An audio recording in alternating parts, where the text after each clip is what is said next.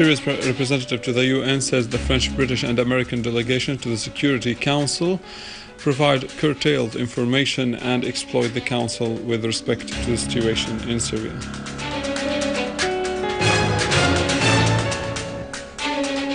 And Syrian Arab army continues to advance in Old Homs, heading to al-Hamidiyya neighborhood, inflicting heavy losses on terrorists. Minister of Electricity inspects the workshops which are working to rehabilitate the infrastructure in Maaloula town.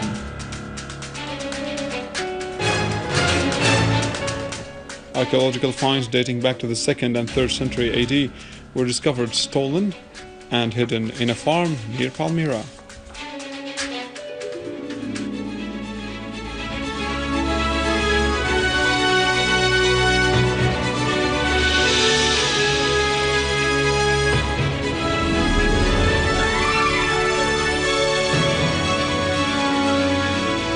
Good afternoon, this is news in English from the Syrian Arab television in Damascus.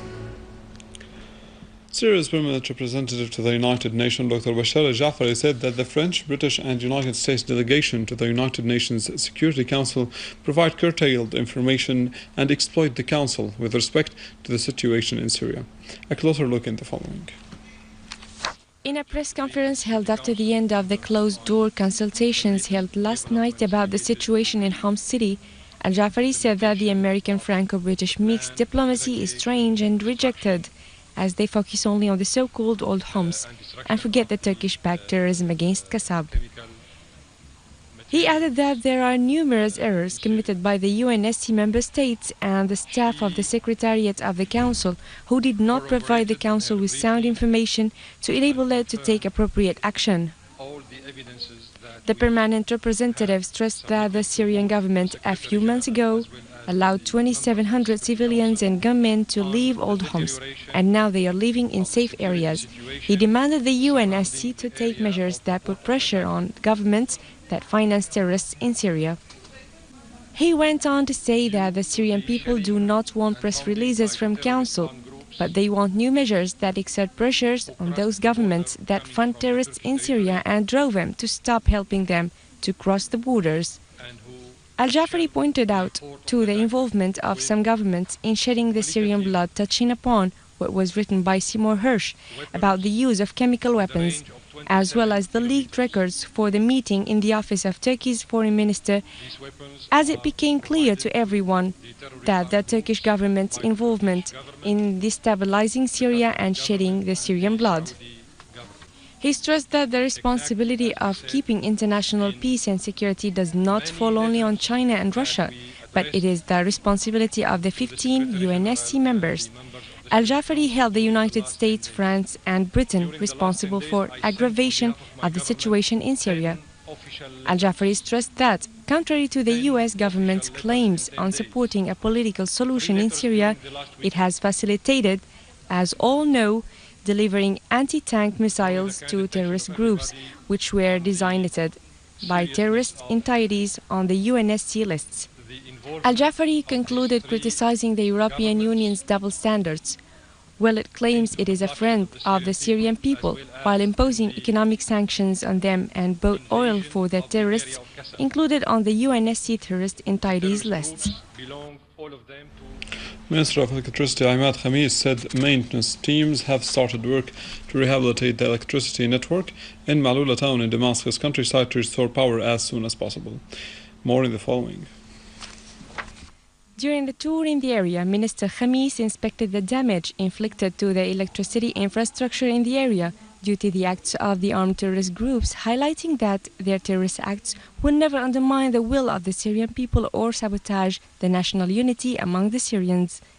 For his part, Damascus Countryside Governor Hussein Makhlouf said that all efforts are being exerted as to restore all services to Maaloula with the aim of allowing all the Maaloula's residents to return to their houses. In turn, Patriarch Musa al-Khouri of the Patriarchate of Antioch and All East for Roman Orthodox said that Syria has spread peace and amity to the entire world, adding that the terrorist war will only make the Syrians more resolved to unify thanks to the sacrifices of the Syrian Arab army that represents all the Syrian spectrums.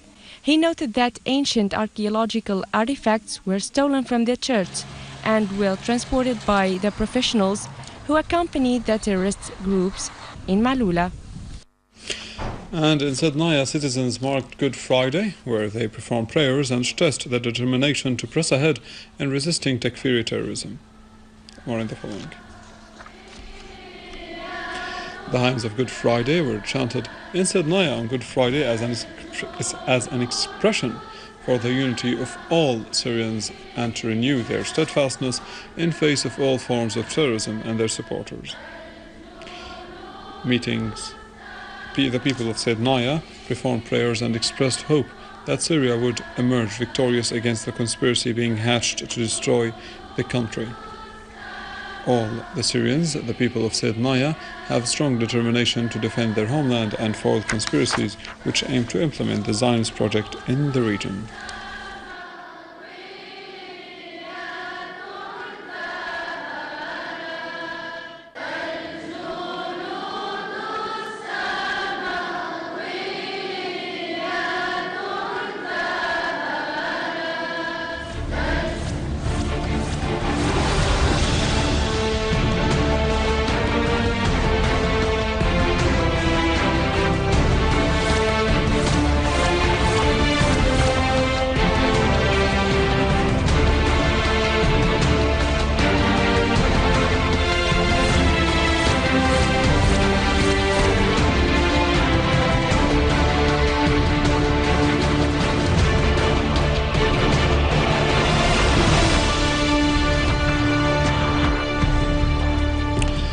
In Homs City, units of the Syrian Arab Army and armed forces achieved progress in pursuing terrorists in the old parts of the city.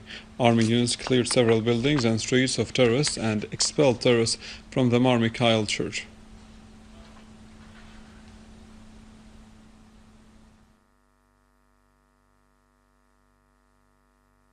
Going to Hama, Governorate, terrorists detonated a car bomb in Salamiyeh city in Hama, claiming the lives of 4 citizens at least and injuring 9 others. A source at Hama Police Command said that terrorist explosions targeted 4 trucks carrying humanitarian aid and staff of the Syrian Red Crescent on Hama-Salamiyeh Road. The source added that the terrorist explosion claimed the lives of 4 citizens, among them a driver of one of the trucks, injuring 9 others and causing huge material damage to citizens' properties, markets and cars. Going to Iraq, where the Iraqi Prime Minister held the al-Saud regime responsible for terrorism and sabotage that is happening in Iraq and other countries in the region.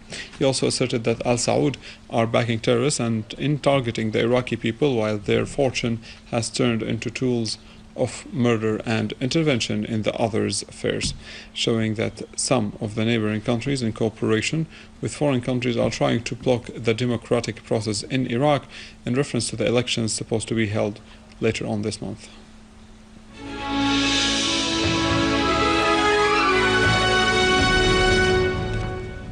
Also in Homs, the concerned bodies of security forces found a collection of artifacts dating back to the time period between the 2nd and the 3rd century in Palmyra, as they were stolen and hidden in a farm.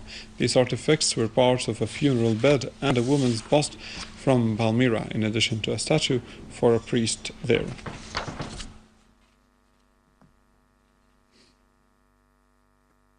With this, we end our news for today. Thank you for watching. For more details about Syria and the region, and to view this bulletin again, you can always visit our website in www.syria.com.